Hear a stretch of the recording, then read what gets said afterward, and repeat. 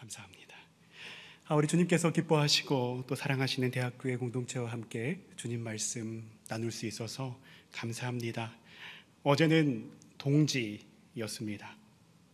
가장 낮이 짧은 날, 달리 얘기하면 1년 중 가장 어두운 날이었죠.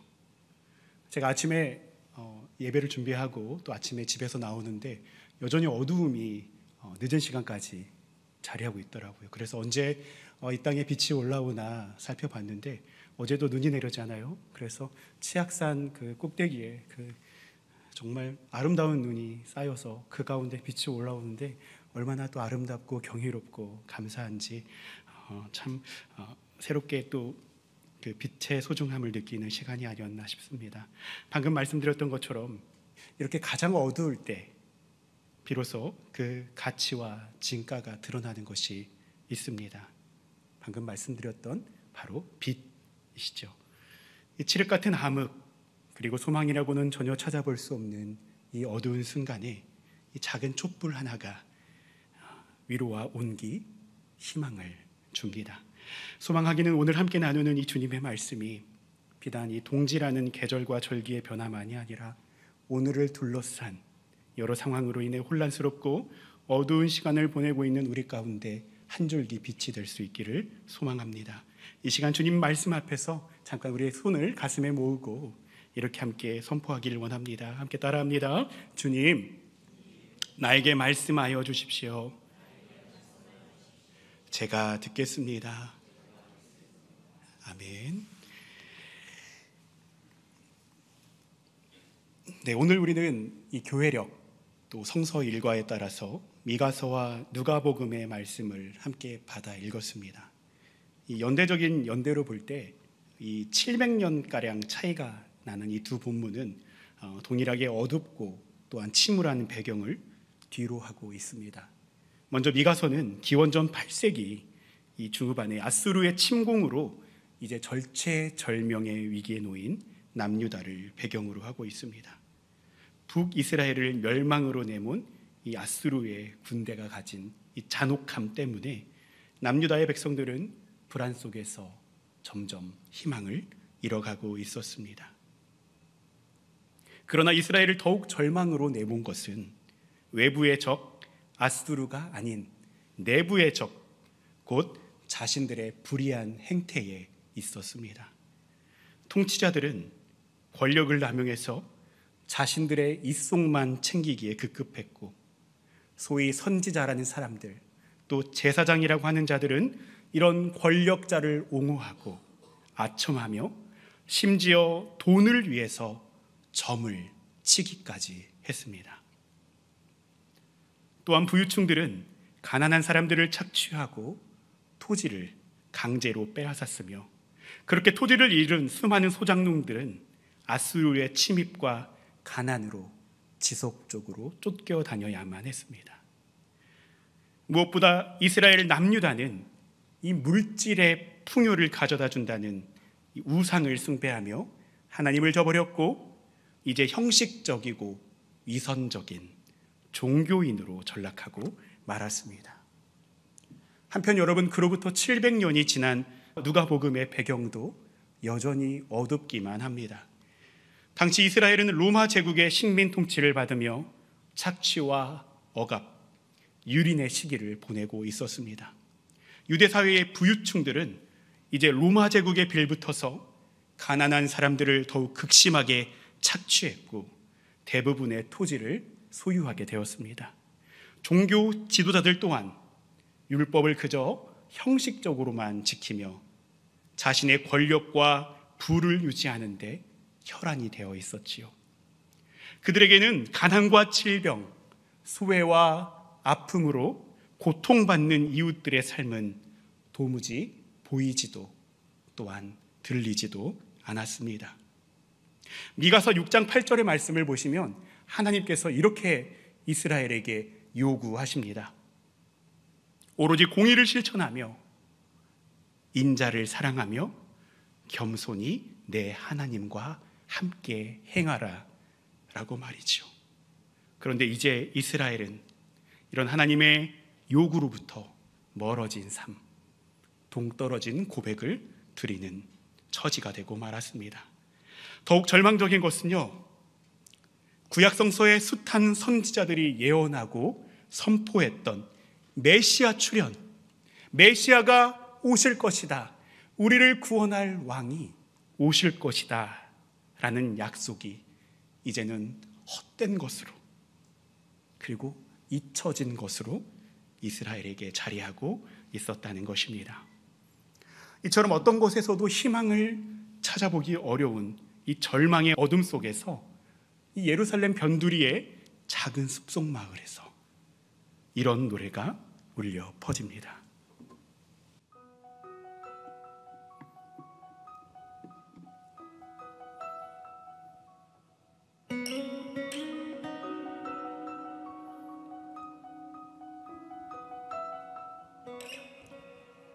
내 영혼이 주를 찬양하며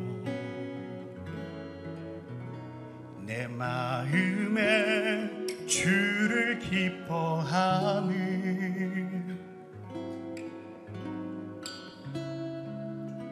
나의 빛 전함을 주가 돌보셨으리라.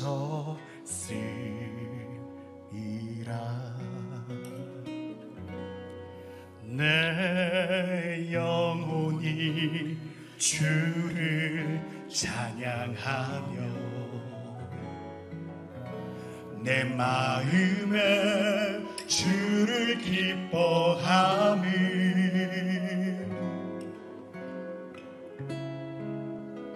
전능하신 이가 내게 큰 일을 행하셨음이라. 그의 자비 그를 경외하는 자에게 대대로 임하고 그의 발로 힘을 보이사 교만한 자들을 흩으셨네. 세상에 높은 자를 낮추시고 비천한 자를 높이셨고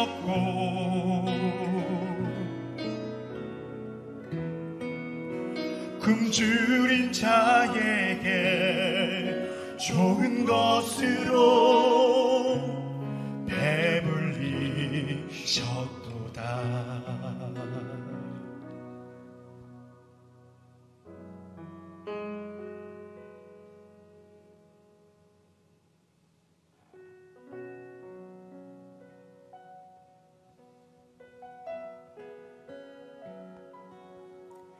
내 영혼이 주를 찬양하며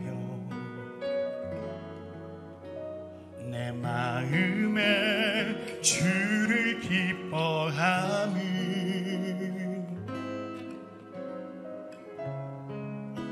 나의 빛 전함을 주가 돌보셨으리라.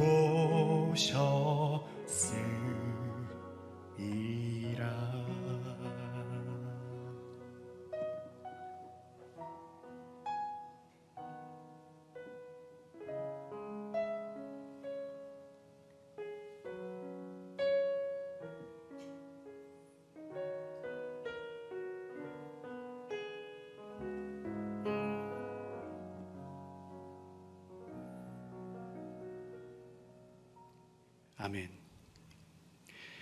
오늘 우리에게 주신 누가복음 본문의 말씀이기도 한 이 노래의 제목은 마그니피갓, 마리아의 찬가입니다. 찬양의 제목에서 유추할 수 있는 것처럼 이 찬양의 가수는 누구였을까요? 네, 마리아였습니다. 이 어둡고 절망적인 이 시대적 아픔 속에서 마리아는 어떻게 그리고 무슨 연유로 이런 찬양을 부를 수 있었을까요? 혹 인생은 한 방이야 라며 로또나 혹은 아파트 청약에 당첨이라도 된 걸까요? 아니면 요즘 연일 최고가를 경신하고 있는 미국의 테슬라 주식이라도 가지고 있었던 것일까요? 아니지요. 여러분, 누가복음 1장은 신약성서에서 그리고 복음서에서 중요한 두 사람의 출생을 예고합니다. 먼저 하나님께서 천사 가브리엘을 통해 제사장 사가랴와 그의 연로한 아내 엘리사벳 가운데 누구의 출생을 예고하고 계시죠? 세례 요한의 출생을 예고하십니다. 그리고 6개월 후에 하나님께서는 동일하게 가브리엘을 갈릴리 나사렛 지방으로 보내어 이제 다윗의 후손인 이 요셉과 약혼한 처녀 마리아에게 예수 그리스도의 탄생을 예고하십니다. 참으로 천사의 방문도 놀랄 놀자라고 하는 말이 있잖아요. 참 놀랄 일이었을 텐데 아직 결혼과 부부 생활을 시작하기 전에 맞닥뜨린 이 예수의 탄생 예고가 마리아에게는 적잖이 당혹스러운 일이었을 것입니다. 특별히 당시 처녀의 임신을 부정한 것으로 여기고 돌로 쳐 죽여야 하는, 실제로 돌로 쳐 죽였던 이 당시의 정결법으로 미루어 볼 때 천사가 전한 예수의 탄생 예고는 마리아에게 있어서 사회적 수치와 모욕, 죽음을 의미하는 것이기도 했습니다. 그때 천사가 놀라서 어쩔 줄 몰라 하는 이 마리아를 안심시킵니다. 성령이 임하고 더없이 높으신 하나님의 능력이 마리아를 감싸줄 거라고 위로하지요. 또한 마리아의 친척이며 6개월 앞서서 미리 출생 예고를 접한 엘리사벳의 이야기를 전해주며 이렇게 이야기합니다. 따라합시다. 하나님께는 불가능한 일이 없다. 할렐루야. 이 위로와 격려에 마리아가 보인 반응이 무엇이었을까요? 바로 순종이었습니다. 도무지 상식적으로 납득하기 어려운 이 말씀, 어쩌면 나의 목숨을 내놓아야 할지도 모르는 이 말씀 앞에 마리아가 순종했다라는 겁니다. 이제 마리아는 발걸음을 옮기지요. 서둘러 유대 산골에 있는 한 동네로 갑니다. 누구를 만나러 간 것일까요? 누구를 만나야 할까요? 바로 천사가 일러준 친척 엘리사벳을 만나러 갑니다. 그리고 엘리사벳을 무난하기 무섭게 실로 놀라운 일을 마주합니다. 가장 먼저는 이 마리아의 인사, 우리가 방문을 했으니 인사를 할 거 아니에요, 그죠? 이 인사를 듣고서는 엘리사벳의 태중에 있는 요한이 갑자기 기뻐 뛰놀기 시작합니다. 나아가 엘리사벳이 성령으로 충만해서 환희와 감격으로 마리아를 축복하지요.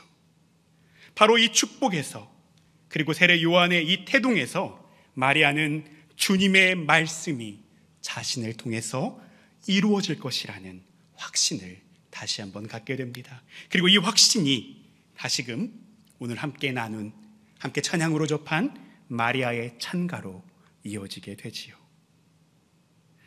여러분, 이 마리아의 찬가 첫 소절을 통해서 마리아는 주님을 찬양하고 기뻐하는 첫 번째 이유를 다름 아닌 자신의 비천함을 주님께서 돌보셨기 때문이라고 고백합니다. 그리고 두 번째 이유로 전능하신 이가, 전능하신 하나님이 내게 큰 일을 행하셨기 때문이라고 고백합니다. 여러분, 여기서 비천함이라고 번역된 헬라어 원어는 타페이노시스입니다. 이 타페이노시스는 낮은 신분, 자금, 그리고 아주 형편없거나 보잘것없는 상태를 의미합니다. 그래서 이 뜻과 의미로만 미루어 볼 때 마리아가 고백하는 자신의 비천함, 그것은 이 로마 식민지의 어두운 시대를 살아가는 아주 지극히 현실적인 자기 고백일지도 모르겠습니다. 또한 여러분, 마리아의 출신 지역이 어디입니까? 바로 나사렛이죠. 참 보잘것없고 영향력 없는 땅입니다. 그리고 당시 사회적 약자였던 여성을 고려해 볼 때 마리아가 고백하는 이 비천함은 가장 마리아의 상황을 잘 설명하는 의미이고 그런 단어라고 생각이 듭니다. 그런데 오늘 설교를 통해서 우리가 함께 더욱 주목하며 더불어 신앙 안에서 함께 돌아보기 원하는 것은 이것입니다. 하나님은 왜 비천함을 돌보시는가? 나아가서 하나님은 왜 마리아와 같은 비천한 사람을 들어 큰 일을 행하시는가 하는 것입니다. 여러분, 우리가 말씀을 접하고 또 신앙생활을 하다 보면 참 도무지 우리의 이성과 상식으로는 이해하기 어렵고 심지어 답답하기까지 한 지점이 몇 가지가 있습니다. 그 가운데 하나가 바로 오늘 말씀드린 이 비천하고 보잘것없는 자들을 들어 쓰시는 하나님의 방식이 아닐까 싶습니다. 여러분은 어떤가요? 기왕에 일하실 거라면, 하나님이 일하실 거라면 좀 위대하고 좀 능력 있고 강한 사람들을 들어 쓰신다면 얼마나 좋겠습니까? 그러면 좀 더 효율적이게, 그렇죠?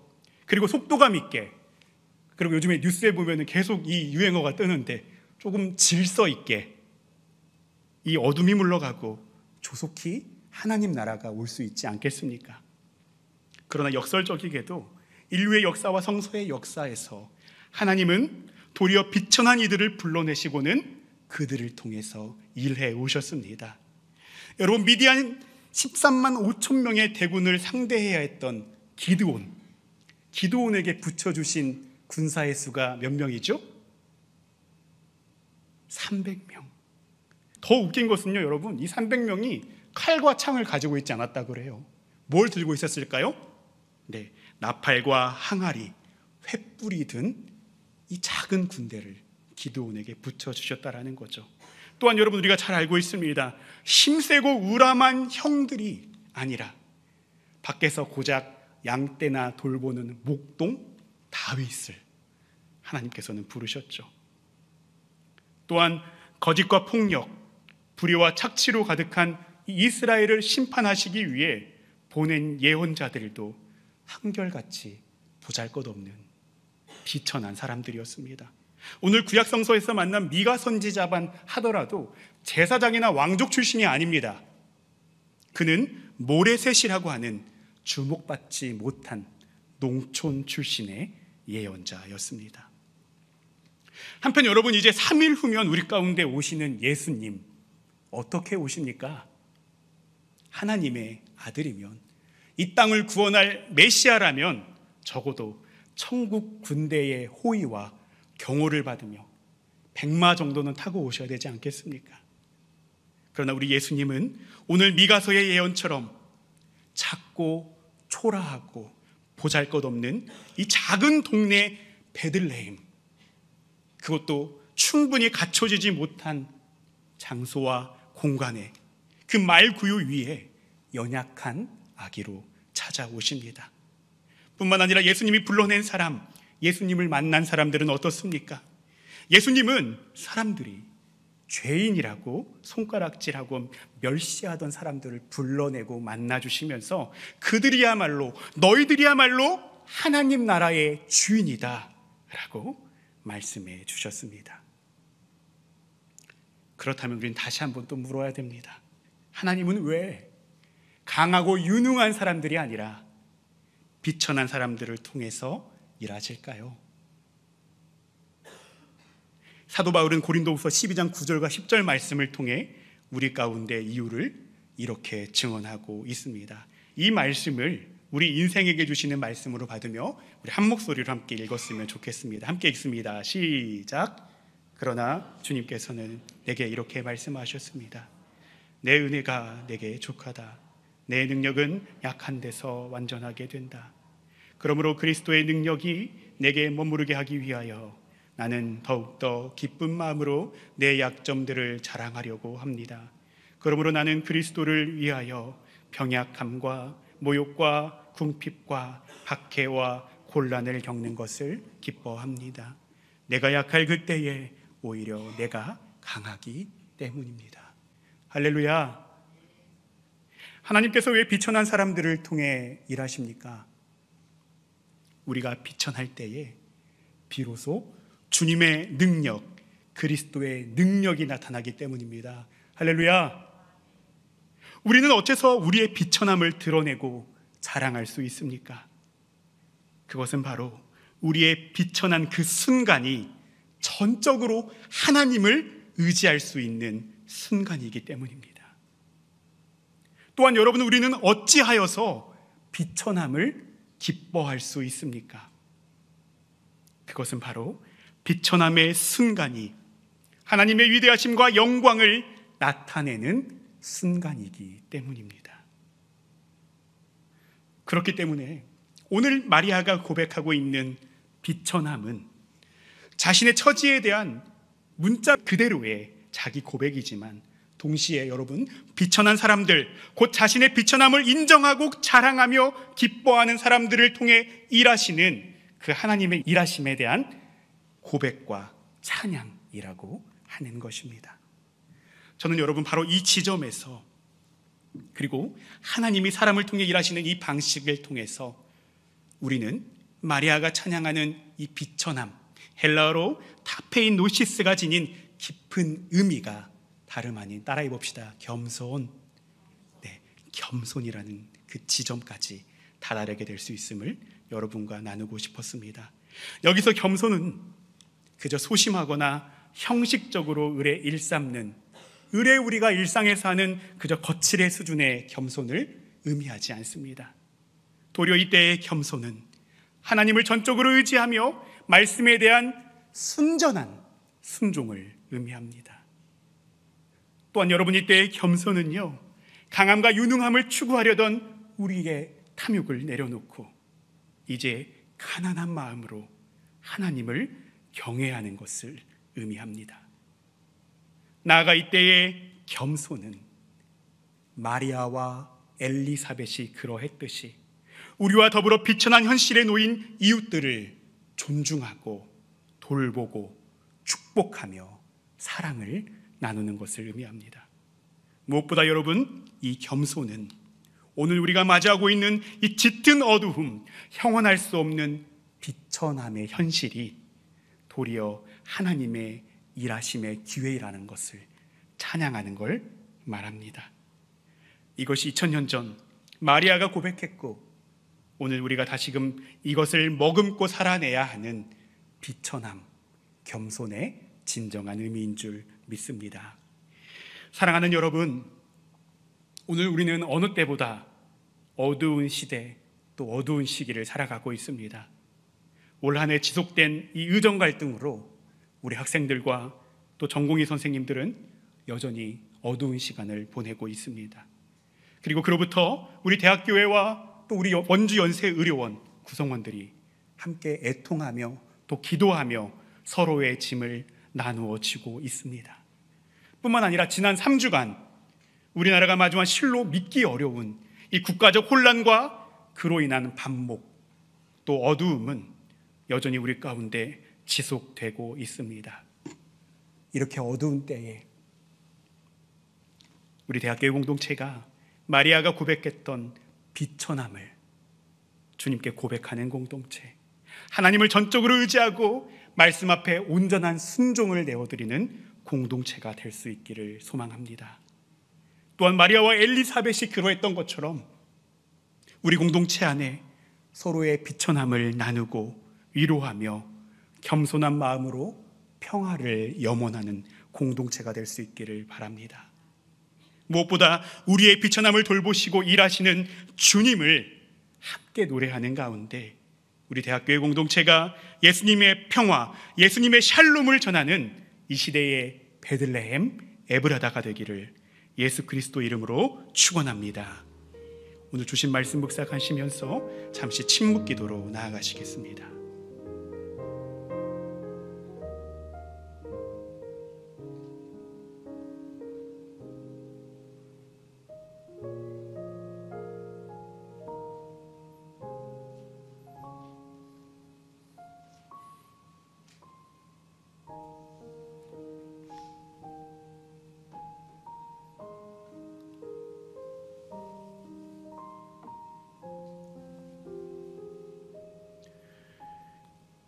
우리의 빛, 우리의 소망이 되시는 주님, 우리의 영혼이 주님을 찬양하며 우리의 마음이 주님을 기뻐함은 주님께서 우리의 비천함을 돌보아 주셨기 때문입니다. 어두운 시기를 보내고 있는 우리 대학교회와 원주연세의료원의 비천함을 주님께서 보살피시며 비천한 일을 들어 쓰시는 주님을 인정하고 고백하는 가운데 오늘의 비천함이 내일의 행복이 되도록 은총 내려 주시옵소서. 더욱 겸손한 마음으로 우리 가운데 오시는 주님을 기다리게 하시고 우리 대학교회 공동체가 주님이 찾아오시는 작은 공동체, 주님의 빛, 주님의 평화를 전하는 교회가 될 수 있도록 주님 역사하여 주시옵소서. 모든 것에 감사드리며 우리의 비천함을 돌보시는 예수 그리스도 이름 받들어 간절히 기도드리옵나이다. 아멘.